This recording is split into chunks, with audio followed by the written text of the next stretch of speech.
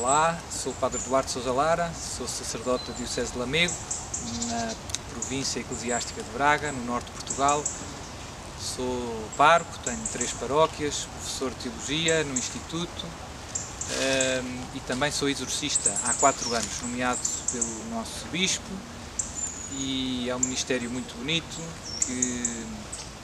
em que podemos ver a força de Deus em ação e tantos milagres, tantas conversões, etc.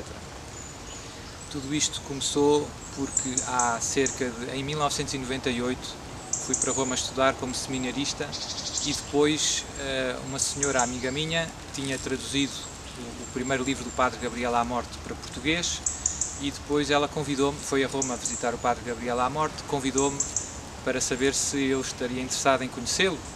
Eu tinha lido o livro, fiquei muito contente, aproveitei o convite e fui a esse encontro, que ainda me lembro muito bem, e já percebia um bocado o italiano, portanto eu consegui aproveitar bastante, e no final pedi ao Padre Gabriel para poder ver um exorcismo e ele aceitou, e então tive, e foi uma experiência muito bonita.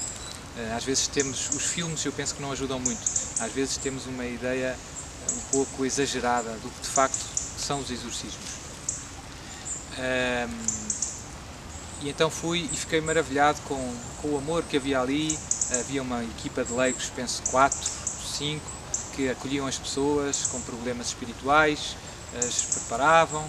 Depois o Padre Gabriel ia rezando meia hora com cada um e assim se passava uma manhã e com o passar das semanas e dos meses viam-se os progressos, as pessoas a ficarem melhor, a virem com alegria, a partilharem como é que a vida delas estava cada vez melhor. Havia pessoas que às vezes não conseguiam trabalhar, que não conseguiam sair de casa, etc., por causa dos ataques diabólicos, e com as orações, com os exorcismos e o empenho delas na vida cristã iam ficando cada vez melhores. E notava-se. E esta experiência de acompanhar o ministério do Padre Gabriel à Morte, com quem aprendi muito, durou 7 anos. Depois fui ordenado sacerdote e ainda fiquei mais 3 anos em Roma como professor e para terminar para fazer a tese de doutoramento, e nessa altura pedi ao meu bispo se me permitia acompanhar o Padre Gabriel já como sacerdote, e ele aceitou, e então continuei, cada vez vendo mais casos e aprendendo, e o Padre Gabriel já está bastante idoso, como as pessoas sabem, e até era bom, porque às vezes ele distraía-se, esquecia-se de alguma frase, eu lá o lembrava onde é que nós estávamos, e é preciso também às vezes segurar, e etc. E então foi bom. Depois, em 2008, voltei, portanto, passados 10 anos da experiência romana, voltei para Portugal estavelmente, para lecionar aqui no Instituto Superior de Teologia, e pedi nessa altura ao meu bispo também para dedicar algum tempo a atender estas pessoas com problemas espirituais, que infelizmente noto que têm pouca ajuda, são muito pouco compreendidas, são pessoas que muitas vezes, num primeiro momento, casos mais típicos recorrem aos médicos, que é o normal e que é bom que assim seja, pessoas que começam com problemas estranhos de saúde e fazem exames, mas passado às vezes meses, anos, não se chega a nenhum diagnóstico conclusivo e começa-se a perceber que os problemas delas são de origem espiritual, por vários motivos, sobretudo pela reação que têm em contacto com as coisas sagradas. São pessoas que entram nas igrejas, sentem-se muito mal, ou num momento de oração se sentem muito mal, na missa, ou num cemitério se sentem muito mal, porque é um lugar sagrado. Tudo aquilo que de alguma maneira, onde Deus está presente, todos os lugares santos, os santuários, há alguns santuários em que as pessoas se sentem muito mal, Fátima. Cá em Portugal há um santuário no sul de Portugal, onde está uma grande relíquia da Santa Cruz, Vera Cruz, deu o nome à terra até, Vera Cruz do Marmoal, no Alentejo. Segundo a tradição, na Idade Média, no tempo das Cruzadas, os cruzados trouxeram uma grande relíquia da Santa Cruz para Portugal e houve um milagre e a relíquia ficou ali porque floresceu, nasceu uma nascente, etc. Toda uma história. Fez ali um grande convento e ainda se dá a bênção no domingo depois da missa com o Santo Lenho, que é a relíquia da cruz.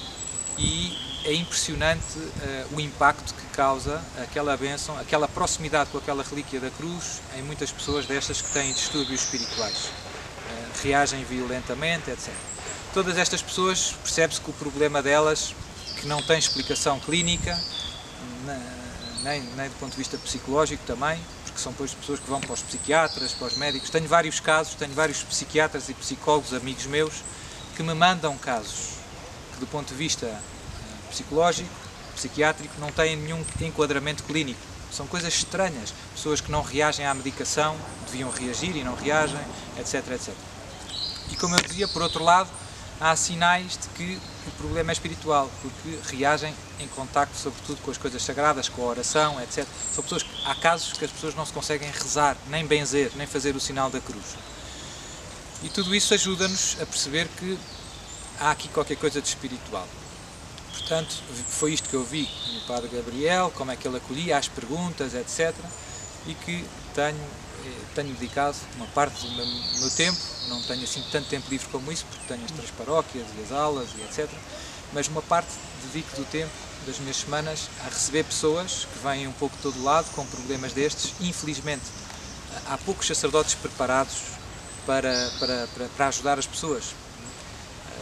Há alguns sacerdotes com boa vontade que fazem muito bem, mas mesmo assim há pouca formação nos seminários e mesmo do ponto de vista prático, porque é um ministério, eu comparo como se fosse um médico cirurgião. É importante uma pessoa estudar, perceber como é que as coisas funcionam, mas para ser um bom cirurgião é importante também operar muito, fazer cozer, cortar, porque é com a prática, ou como ao futebol.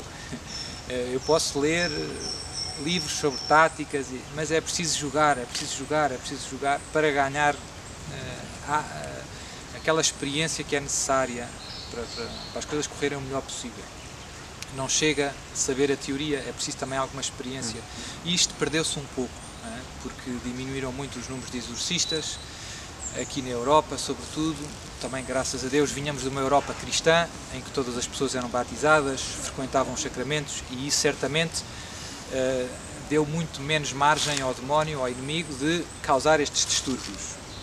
Infelizmente, nos últimos séculos, o ambiente descristianizou-se muito, é o secularismo que temos à nossa volta, podemos dizer até que se paganizou, surgiram muitas formas de superstição que temos à nossa volta, as pessoas recorrem a bruxos, tarôs, magos, etc. E isso, do ponto de vista espiritual, abre as pessoas a distúrbios de origem diabólica que vão para além das simples tentações. Já não são as tentações de sempre, mas são coisas estranhas. E, portanto, foi um ministério que deixou de ser preciso e que agora volta a ser preciso de uma maneira mais urgente, porque encontramos, do ponto de vista quantitativo, mais pessoas que precisam dos exorcismos, precisam de aconselhamento nesta área, pessoas que se afastaram dos sacramentos, que não se confessam há muitos anos, que já não vão à missa, já não comungam, e que, sem a graça de Deus, todos estes combates se tornam muito difíceis e que muitas vezes não encontram, como eu dizia, por parte da Igreja, uma catequese, um acolhimento muito estruturado. É um bocado, depende. E, portanto, há uma certa urgência em redescobrir todo este âmbito, digamos assim, da pastoral, que, segundo muitos grandes autores, faz parte da pastoral ordinária, não é qualquer coisa de muito estranho. Todos os sacerdotes deviam saber um pouco disto, porque as pessoas, quando vão ter com um sacerdote, estão à espera de alguém que seja perito nestas questões espirituais. Não estão à espera de outras coisas. Os sacerdotes sejam peritos em economia ou em direito, isso não lhes compete tanto. Mas as questões espirituais, as pessoas contam com os sacerdotes, com a oração dos sacerdotes. E queria também aproveitar para encorajar todos os sacerdotes a usarem o poder da bênção. O sacerdote, quando abençoa em nome de Deus, é a bênção de Deus que transmite, não é a sua bênção, é a bênção de Deus. E a bênção de Deus tem um poder incrível. E devíamos habituar-nos a dar a bênção de Deus com alegria, não é? Quando nos pedem, e eu diria até quando não nos pedem, porque a bênção de Deus é poderosa. E temos toda a tradição bíblica e do Novo Testamento, em que cristãos viviam abençoando uns aos outros. E quanto mais, aqueles que foram constituídos para serem representantes do próprio Cristo no meio de nós. Uma vez uma coisa tocou-me muito numa aparição de Nossa Senhora, depois de Nossa Senhora no final da aparição abençoou os terços que as pessoas tinham e disse: agora têm que receber a bênção do sacerdote, porque é a bênção do meu próprio filho. E aquilo a mim fez-me muito bem. Já sabia que a bênção do sacerdote era a bênção de Jesus, mas a bênção do sacerdote é a bênção de Jesus. Por isso, queria aproveitar para animar todos os sacerdotes a darem a bênção de Jesus, como diria São Paulo, oportuna e inoportunamente. Não tem contraindicações. Não tem contraindicações. As bênçãos de Deus, quanto mais melhor. Pronto, mas isto, voltando atrás, perdeu-se um pouco este âmbito da pastoral. Às vezes concentramos todos os nossos esforços em diagnósticos, em conselhos, e esquecemos de rezar com as pessoas. De parar e rezar. Às vezes até dizemos: sou padre, reze por mim, eu vou rezar. E não fazemos, sente-se aí, vamos rezar agora, em nome do Pai, do Filho e do Espírito Santo. É bom rezar logo, sem medo, onde calhar. Não é? Ninguém leva a mal um senhor padre estar a dar a bênção a um fiel, ninguém se escandaliza com isso, devia ser a coisa mais normal, devia ser a coisa mais normal.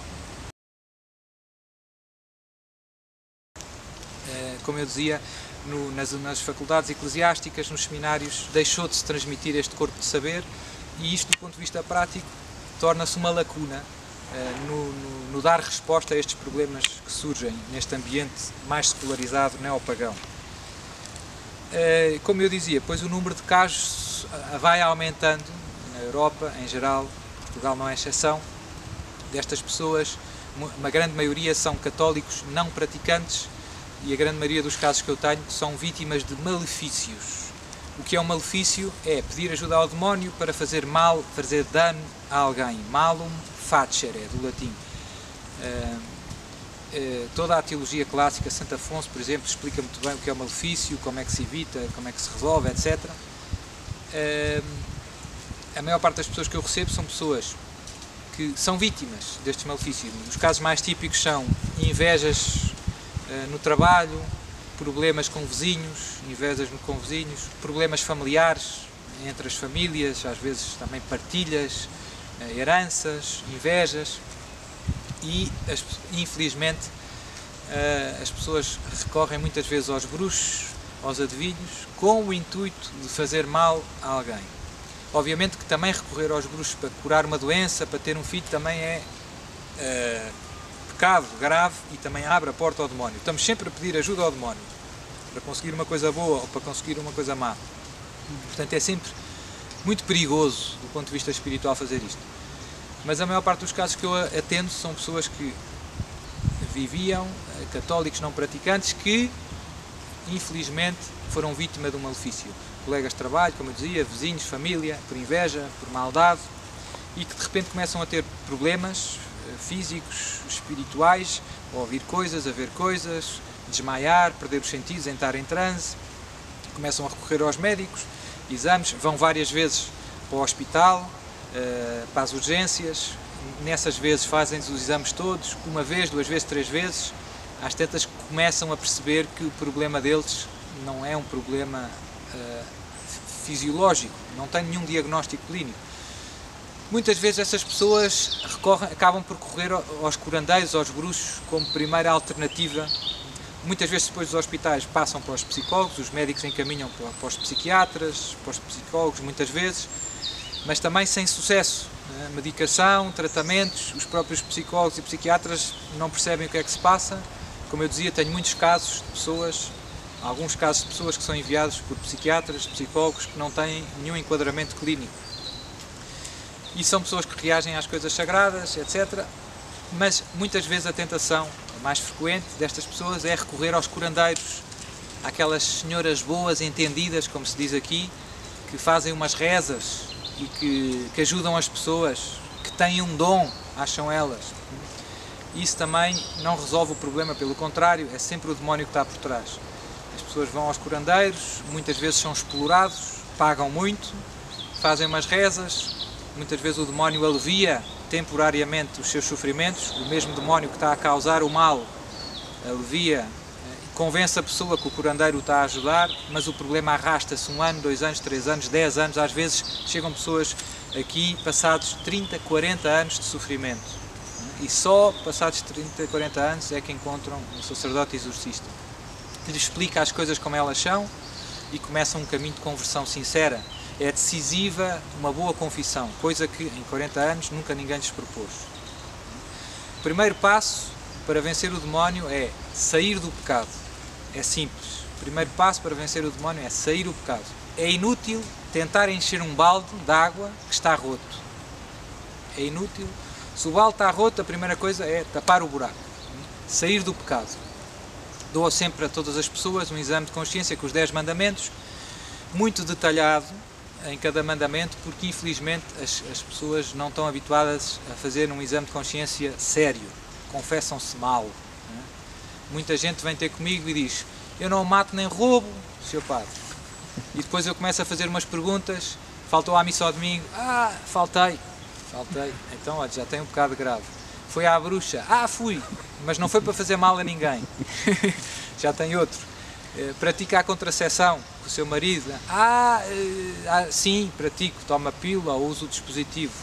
E quando começamos a escavar, vem um sem fim de pecados graves que, infelizmente, as pessoas cometem com alguma frequência e sem grande consciência da gravidade. Portanto, o primeiro passo é ajudar as pessoas a sair do pecado, fazer uma confissão completa e, sobretudo, é muito importante isto, arrependido. Sem arrependimento não há salvação.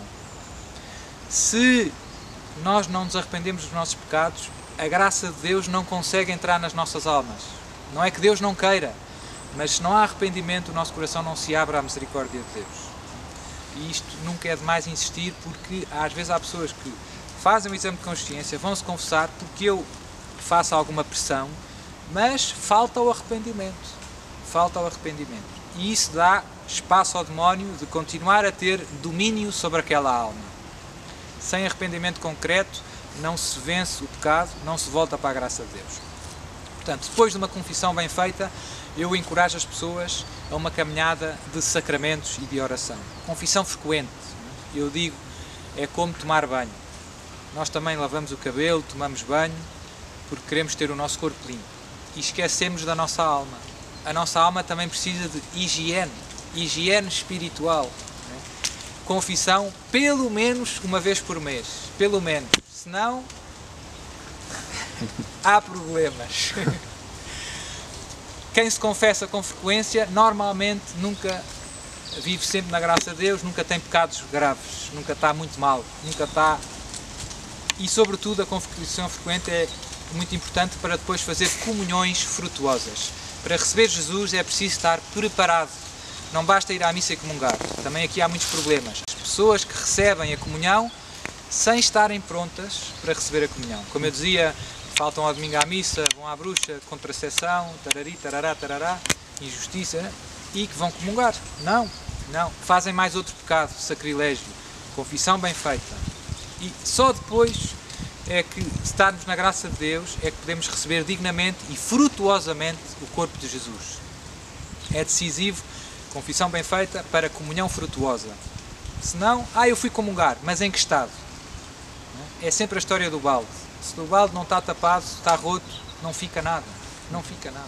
Ainda ofendi mais a Deus, se não estou preparado. Portanto, confissão pelo menos uma vez por mês, peça a toda a gente. Mas pode ser mais, 15 em 15 dias, todas as semanas. Não tem contraindicações, pelo contrário.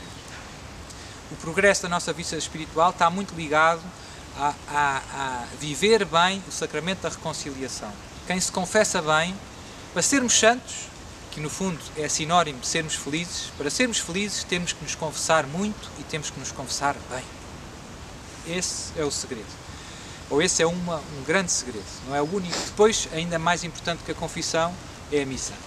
Não há nenhuma oração tão forte e tão poderosa como a missa, sobretudo a comunhão. Nada nos enche mais de Deus do que receber o corpo e o sangue de Jesus. Nada. Esta relíquia deste santo, vou àquele santuário. Nada se compara a receber Jesus na comunhão. Nada. Fui a Fátima de joelhos. É menos do que receber uma comunhão. Quando eu recebo a comunhão, eu não recebo só a graça de Deus. Na hóstia está Deus. Recebo o próprio autor da graça. Nos outros sacramentos eu recebo o perdão de Deus, na confissão, a graça de Deus. Na comunhão eu recebo o autor da graça. Deus. Na hóstia está Deus. Nas paróquias às vezes eu brinco com as pessoas e digo, se tivessem que escolher receber o Euromilhões ou comungar Jesus, só tivessem uma vez para comungar na vida, ou ganhar o Euromilhões, o que é que escolhiam? E as pessoas começam-se a rir. Nós às vezes isto acontece. As coisas mais importantes da nossa vida tornam-se quase que... Nós tornamos insensíveis para a grandeza dos dons de Deus. Não há valor para a missa, para a comunhão. Poder comungar uma vez na vida não tem preço. Não tem preço. E nós temos missa a 5 minutos de casa e estamos cansados e não vamos. Quando nós morrermos e olharmos para trás, vamos dizer que estúpido que eu fui. Eu costumo dizer aos mais novos, agora há estas bebidas, a missa e a comunhão é um Red Bull espiritual. Red Bull espiritual. É forte. Portanto, as pessoas que eu acompanho, e insisto muito com confissão frequente, missa e comunhão, todos os dias. Todos os dias. Não é nada do outro mundo. Meia hora à semana. E Red Bull espiritual. Queres sair do pecado, queres libertar, agarra-te a Deus. A sério. Muitas pessoas falham nisto. Mas isto acontece com as coisas do corpo. Se eu quero emagrecer, quero fazer uma dieta, tenho que ir para a ginástica. E tenho que fechar a boca. Se eu quero aprender a tocar viola, tenho que 1 hora, 2 dias. Não é sentado no sofá que é... E nas coisas espirituais as mudanças também vêm graduais. As virtudes, nós crescemos nas virtudes gradualmente. Deus transforma-nos, santifica-nos com a sua graça gradualmente. Mas é preciso ir buscar a graça de Deus, sobretudo na comunhão. O amor de Deus comunga-se. O amor de Deus comunga-se. Depois insisto muito nestas pessoas também com o terço. O terço é muito poderoso. Nós somos portugueses. Nossa Senhora em Fátima pediu a 3 criancinhas para rezarem o terço todos os dias. Portanto, os mais velhos não têm desculpa.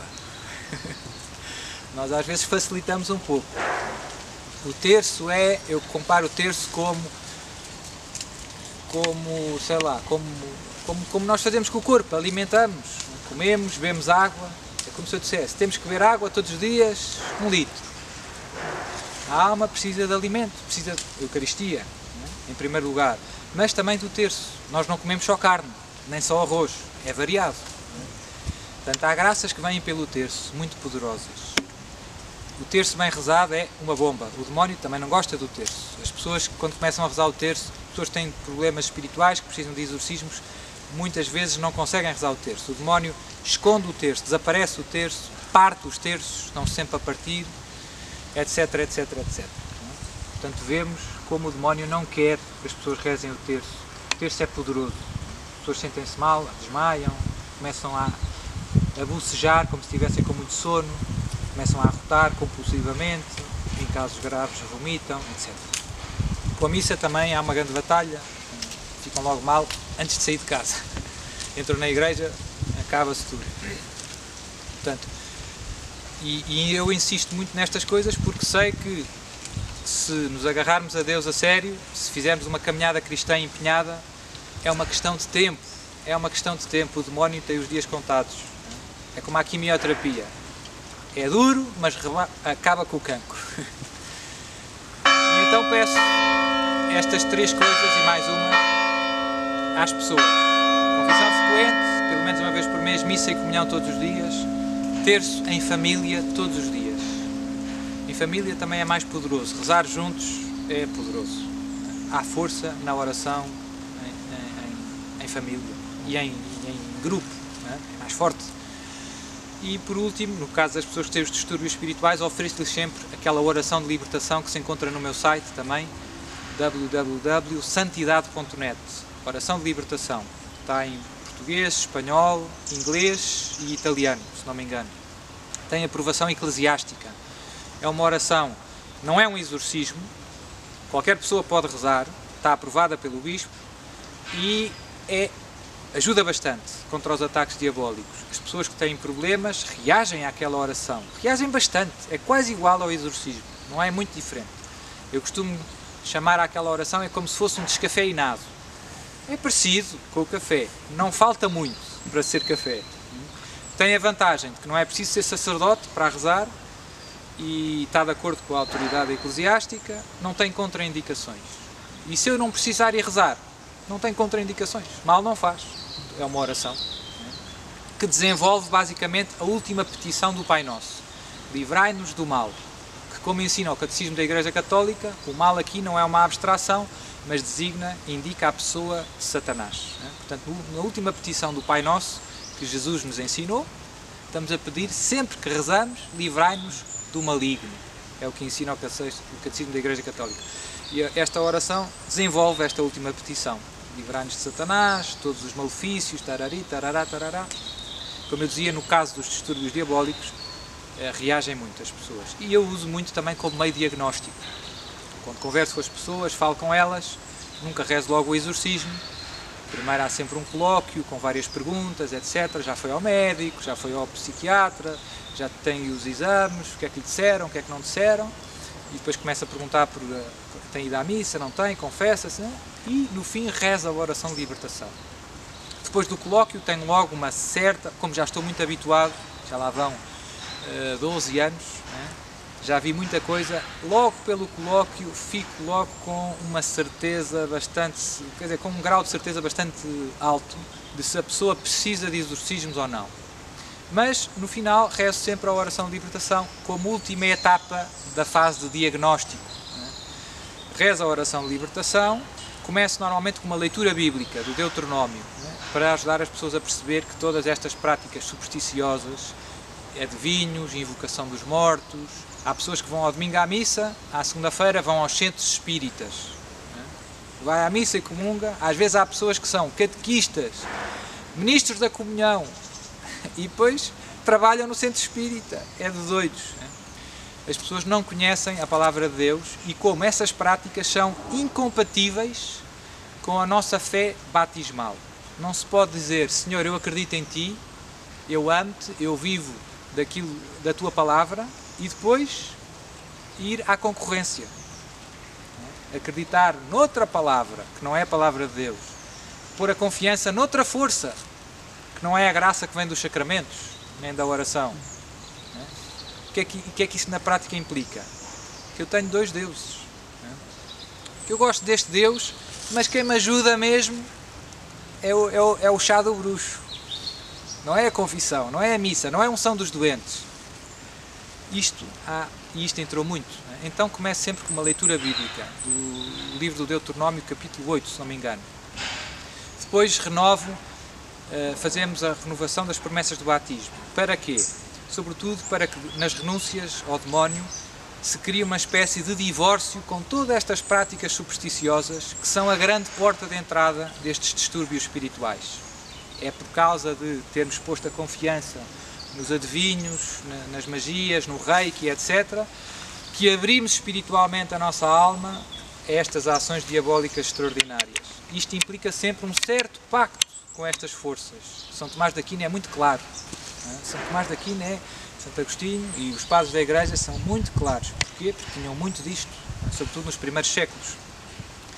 E, portanto, explico isto às pessoas, partindo da palavra de Deus, e depois renovo com elas as promessas do batismo, desenvolvo um pouco as renúncias e aplico-as a estas práticas supersticiosas que temos à nossa volta. O espiritismo, o reiki, os curandeiros, os bruxos, os adivinhos, o rock satânico, há muito disto, etc, etc, etc. Portanto, renunciar a tudo isso e depois voltar a professar a fé em Deus Pai, Filho e Espírito Santo, ajudando-nos a perceber que as renúncias são como se fosse um divórcio com o demónio que está por trás de todas estas atividades. E depois a fé batismal é uma espécie de casamento com o Deus vivo e verdadeiro, com a Santíssima Trindade.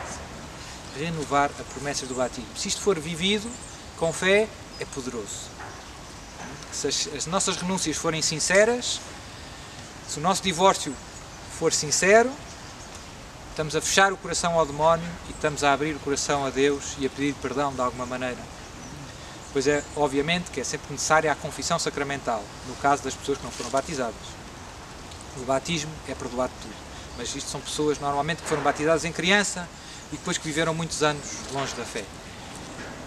E depois de renovar as promessas do batismo, então rezo com elas a oração de libertação.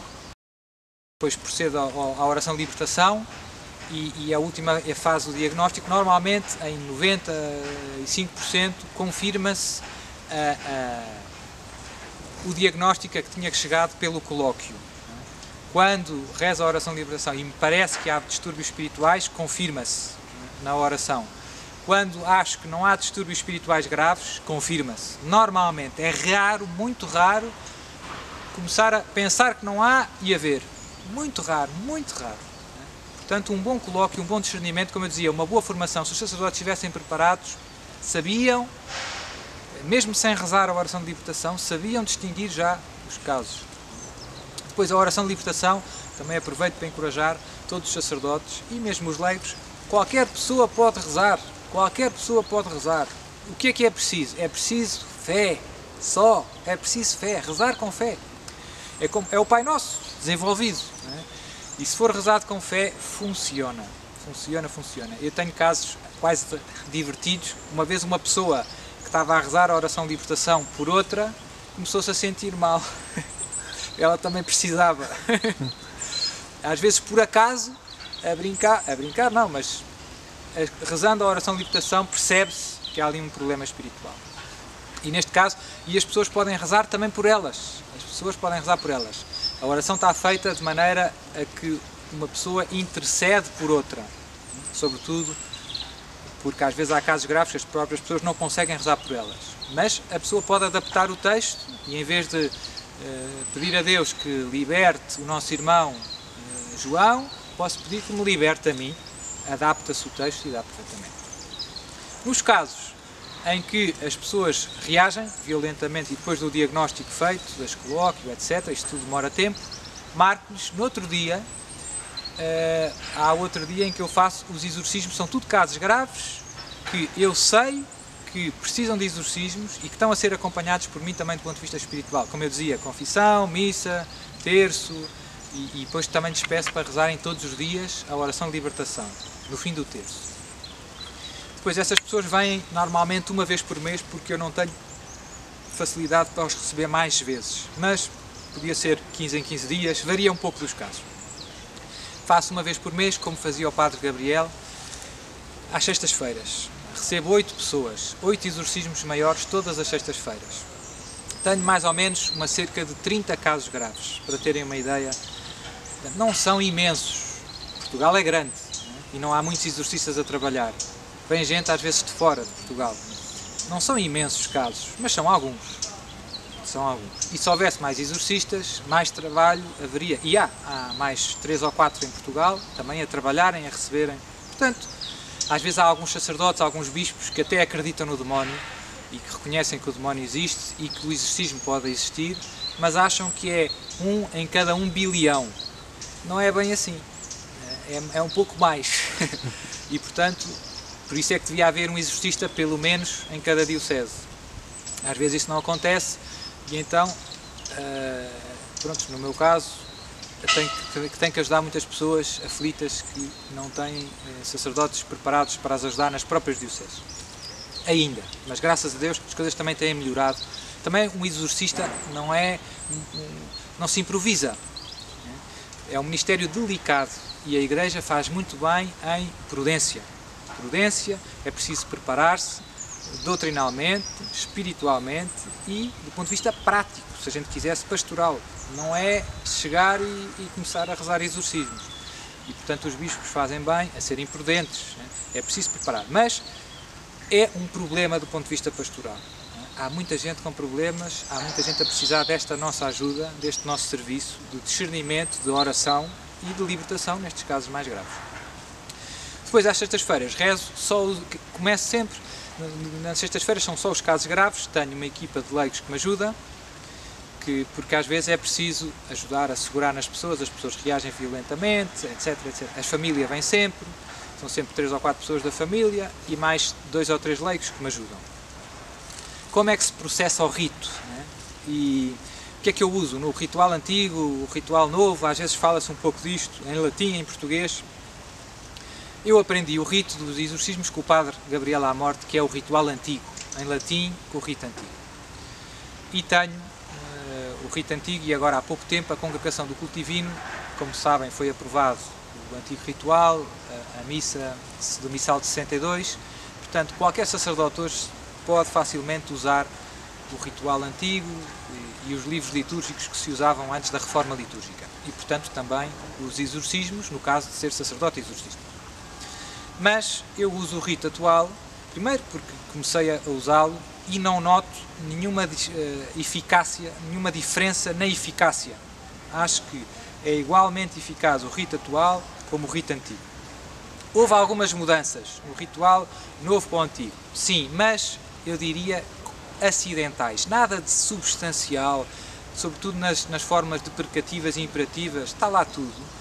Eu acho que houve mudanças para melhor em alguns aspectos e houve uma ou outra coisinha que não se diz nada, mas que eu penso que foi pena não se dizer, que são úteis.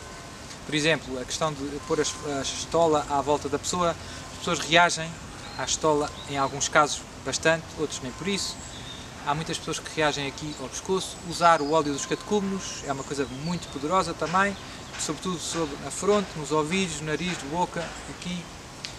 Reagem, portanto, isso não está dito explicitamente no novo ritual, não se diz nada. Mas eu penso que era útil. Também havia alguns conselhos do antigo ritual que não se põe tanto ênfase neste novo ritual, que continuam a ser válidos. Pronto, mas são coisas práticas, úteis, que se calhar o ritual também não tem que entrar em tantos pormenores. Também não proíbe, não é? Portanto, e podem-se usar e são frutuosas. Depois, do ponto de vista da reforma do rito, da estrutura, etc., acho que está bom o novo ritual. Dá bastante margem ao exorcista para adaptar de acordo com as necessidades, o que é útil e sensato, porque às vezes aquilo é animado e às vezes há uma grande diferença entre o que é possível e o que é o ideal. Pronto, por muitos motivos, não é? Mas funciona. E eu uso o português por motivos também mais pastorais. Porquê? Porque muitas vezes as pessoas que chegam ao exorcista são pessoas que passaram por os adivinhos, por os bruxos e que têm uma predisposição para estas coisas supersticiosas e que vêm ter com o exorcista como se fosse mais um bruxo, mais um homem que tem uns dons, né? E que faz umas rezas estranhas. E então, para sublinhar não tem nada a ver com fórmulas mágicas que não se percebem e que atuam independentemente das disposições da pessoa.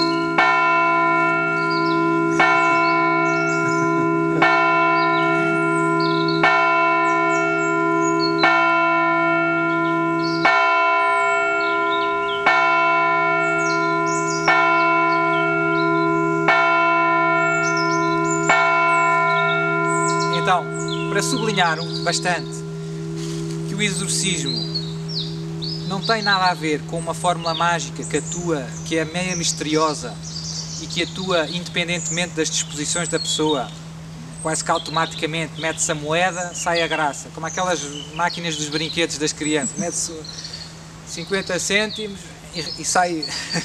Há pessoas que vêm ter comigo com essa disposição, ó seu pá, toque, então mas confessou-se, toque. Querem que a gente reze, mas não querem conversão de vida, não se querem... Sempre o problema de fundo, se o balde está roto, não se querem arrepender, não se querem confessar, nem comungar, nem voltar aos sacramentos. Então, eu faço muita questão que elas percebam que a libertação delas passa pela conversão delas. É Deus que as vai salvar, é Jesus Nazaré que as vai ajudar. E Jesus Nazaré atua através dos sacramentos que Ele instituiu. Jesus Nazaré atua através dos 7 sacramentos que Ele instituiu e dos quais a Igreja é ministra. nós somos servidores. Eu digo, eu sou só o carteiro. A graça passa de Jesus por mim, através dos sacramentos, das bênçãos, não é minha. Não é minha, é de Jesus. E então, gosto de rezar o exorcismo em português. Também não noto diferença entre o latim e o português. Não noto diferença. Sinceramente, parece-me igual a eficácia. E tenho o de latim, e portanto tenho o ritual novo em latim, tenho o ritual antigo em latim e tenho o ritual em português em latim. E uso o português. E parece-me que ajuda as pessoas porque o rito é bonito e é catequético. As orações são orações que nos falam, muito evangélicas, muito bíblicas, que nos falam da ação de Jesus, do poder de Jesus de libertar o demónio, que nos recordam que Jesus nos libertou do mal, que destruiu o demónio na sua cruz, com a sua paixão e ressurreição, etc., que invocam os santos, São Pedro, São Paulo, a autoridade da Igreja. Tudo isto é catequético, tudo isto faz bem às pessoas ouvir, faz bem às pessoas perceber que é diferente. Os bruxos nunca tiveram nada de parecido. E, portanto, o rito em latim eu acho que dá mais aso a mal-entendidos, a confusões. A pessoa vai, o padre faz umas rezas estranhas, ninguém percebe o que é que o padre está a pedir e a pessoa melhora. Eu prefiro usar o rito em português. Pronto, depois o rito demora mais ou menos 20 minutos, no meu caso. Começamos sempre com a oração de libertação, todos juntos. Peço às pessoas todas para rezarem a oração de libertação, os familiares. Tento envolver muito os familiares no processo de libertação da pessoa. Nós somos uma família espiritual. A Igreja é uma família espiritual. Comunhão dos santos. Nós salvamos-nos uns com os outros. A Igreja é isso, não é cada um por si. Estamos ligados espiritualmente, uma espécie de internet da graça de Deus. Nós estamos ligados. Quando uma pessoa se santifica, se aproxima de Deus, os outros vão um pouco a reboque e também para o mal. E isto nos laços familiares vive-se muito, portanto é importante que todos se confessem. Então tente sempre envolver a família na ajuda, no processo de libertação da pessoa que está atormentada pelo demónio.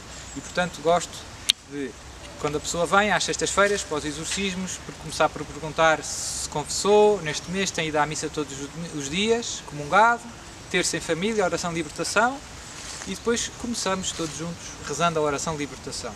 Depois de terminada a oração de libertação, as pessoas rezam o terço, Pai Nosso, Ave Marias, mas em voz baixa, nem em voz baixa, para dentro, não há silêncio total.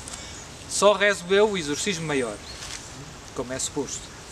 Durante o exorcismo, normalmente, há casos mais graves do que outros. Os casos mais leves sentam-os num sofá muito cómodo, bastante baixo, e as pessoas reagem um bocado, arrotam, vomitam, torcem-se. Às vezes não é preciso segurar muito. Há casos médios em que já é preciso uma ou duas pessoas a segurá-las no sofá. Tem que se segurar os braços, as pernas, e é preciso ali. E há casos muito graves que tenham uma marquesa, como os médicos, uma cama pequenina, em que se deitam as pessoas e todas as pessoas, 5, 6 pessoas, os familiares, o marido, quem for, seguram na pessoa enquanto se rezam os exorcismos. Às vezes é preciso tapar a boca, porque muitos gritos, e às vezes os demónios cospem muito, mordem, e é preciso cuidado. Não é? Pronto, e portanto é preciso algumas pessoas a segurar, porque se a pessoa está deitada é preciso assegurar os pés, os joelhos, os braços, a cabeça, para eu conseguir rezar. Se não se consegue segurar a pessoa, eu não consigo rezar, porque cria-se uma grande confusão. Pronto. Durante o exorcismo os demónios reagem, no final do exorcismo termina a oração. Eu no fim de tudo gosto de invocar sempre o sangue de Jesus, que é muito poderoso, o Espírito Santo, sobre diversas áreas da vida da pessoa, sobre a saúde, sobre o casamento, sobre o trabalho, etc. Porque muitas vezes os malefícios são orientados a determinado aspecto. Às vezes as pessoas são atacadas em geral, tudo corre mal, a saúde, o casamento, etc. Às vezes é só algum aspecto da vida, é para matar a pessoa, às vezes o malefício. Então a pessoa tem fortes tentações de suicídio, fortes. Corta-se, atira-se da janela, o demónio incita muito ao suicídio. Às vezes é para destruir o casamento, a pessoa tem uma grande repugnância da mulher ou do marido, não sabe explicar. Ao pé dela, E o demónio ataca muito. Às vezes é no trabalho, entra no trabalho, dores de cabeça, começa a arrotar, a vomitar. E então os malefícios são orientados a determinado aspecto da vida da pessoa. Quando nós rezamos por isso explicitamente, o demónio, digamos assim, salta-lhe a tampa, né? Começa, e é bom insistir, e isso acelera, digamos assim, o processo de libertação. Porque estamos a pedir no fundo a Deus, ao sangue de Jesus, que venha exatamente sobre ali a raiz do problema. Pronto, depois o exorcismo termina. Quando termina, a pessoa volta a ela. Nos casos mais graves está em transe, não se lembra de nada. Nos casos mais leves está consciente. Há casos mais leves em que está consciente, mas não consegue falar, mas está a ouvir tudo e o demónio fala através dela, mas ela lembra-se de tudo e ouve. Há casos ainda mais leves, que ela está consciente, consegue falar, o demónio não fala, ela só tem algumas manifestações, mas nada de muito grave. Quando se termina o exorcismo, marca-se um novo exorcismo, faz um balanço de como é que as coisas estão a correr, se estão melhor, se estão pior, etc. E passado um mês seguinte, a pessoa volta e, de uma maneira gradual, o fenómeno mais típico é os ataques vão sendo menos frequentes, os ataques diabólicos vão sendo menos frequentes e vão sendo menos intensos, cada vez são mais leves. Com o passar dos meses, quanto é que demora? Varia de caso para caso, depende imenso da conversão, da sinceridade da conversão da pessoa, se a pessoa se arrependeu, se comunga, se ama Jesus, se acredita em Jesus, então vai rápido. Se a conversão é só eu faço porque o seu padre mandou, não vai tão rápido.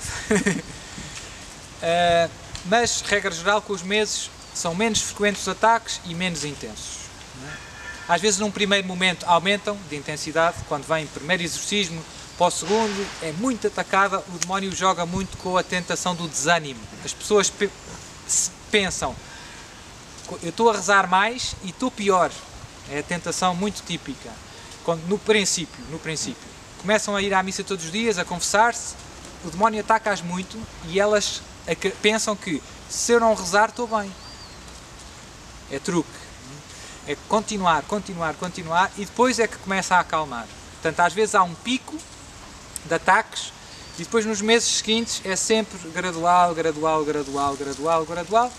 Nos últimos exorcismos já quase não reage e depois basta continuar com a vida cristã, os ataques acabam por desaparecer. E a pessoa pode fazer a sua vida normal, e tenho muitos casos, graças a Deus, que são pessoas que estão ótimas e que hoje em dia estão melhores do que estavam antes. Isto ajuda-nos a perceber porque é que Deus permite. Há muitas pessoas que se revoltam um pouco. Como é que Deus permite que nós possamos ser vítimas de um malefício? E eu não fiz mal a ninguém, fizeram-me mal e estou mal. Porquê é que Deus permite? Porquê é que Deus permite o mal? Eu digo a essas pessoas que Deus permite o mal porque Deus do mal consegue tirar coisas boas. Se não fosse aquela história, elas se morressem se calhar iam para o inferno. Porque não viviam longe de Deus, viviam em pecado, também por causa disso o demónio conseguiu chateá-las. Quem vive na graça de Deus está protegido. Eu vou à missa, confesso-me e vivo na graça de Deus. Tenho que ter medo? Nenhum. Quem tem medo é ele. Quem tem medo é o demónio. Um cristão na graça de Deus é um sacrário. Um cristão na graça de Deus é um sacrário. O Espírito Santo está dentro de nós. E o demónio não gosta do Espírito Santo, nem de Deus. Portanto, agora, infelizmente, como eu dizia, a maior parte das pessoas são católicos não praticantes. Vivem em pecado. Perderam a graça de Deus. São alvos fáceis. Há alvos fáceis para o demónio. Alguém faz um malefício. É fácil aquela outra pessoa ter problema. Seu padre, eu não fiz mal a ninguém, eu sou católico e estou mal. Primeiro, afastaste de Deus. E isso a culpa é tua. Afastaste de Deus. Segundo, Deus permitiu isto para te dar um grande abanão. Para ver se tu abres os olhos. E se não fosse isto, se calhar ias para o inferno, como eu dizia. E há muitas pessoas, que é muito bonito, que depois no fim reconhecem que se não fosse tudo isto, todo este sofrimento, eu não tinha encontrado Jesus outra vez. Eu não vivia assim. E no fundo até agradecem a Deus aquele sofrimento todo, porque aquilo foi o clique para a grande conversão que se verificou na vida dele e depois é toda a família. Saem dali grandes apóstolos de Jesus. Sofreram muito, mas Deus salvou-os, eles sabem que foi Jesus que os salvou e saem dali para ir ajudar outros e abrir os olhos aos outros. E isso é muito bonito. Isso é muito bonito. Portanto, eu vejo muito, eu percebo muito bem porque é que Deus permite todo este sofrimento e todo este mal. Deus quer trazer-nos para Ele de volta.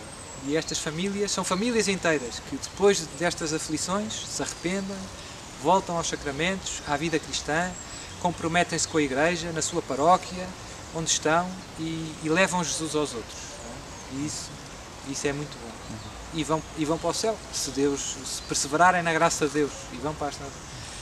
Pronto, isto é um pouco os casos mais típicos, a experiência que eu tenho. E pronto, é um pouco isto, assim que me lembro, volto a lembrar no meu site santidade.net, tenho mais alguns vídeos sobre estes temas, tenho orações, tenho muitas catequeses também gravadas, retiros que faço e que acabam por ser úteis a muita gente. Eu não tenho tempo às vezes para estar sempre a explicar tudo, então surgiu esta ideia de pôr o site e ter muitas coisas. O site não está feito para os exorcismos, está feito para ajudar todos os homens a encontrar Jesus e a amar Jesus. Pois este tópico, como é um tópico em que eu tenho experiência, etc., também pus lá algumas coisas, poucas, comparar com as outras todas, sobre estes temas. Mas as pessoas vão lá encontrar de tudo, coisas sobre a oração, sobre catequese em geral. E pronto, é uma ideia, é facilitar a vida às pessoas e hoje em dia é bom podermos usar estes modernos meios de comunicação para levar Jesus aos outros. No fundo, a missão do site é levar Jesus aos outros, a palavra de Jesus e orientá-las para o céu da melhor maneira.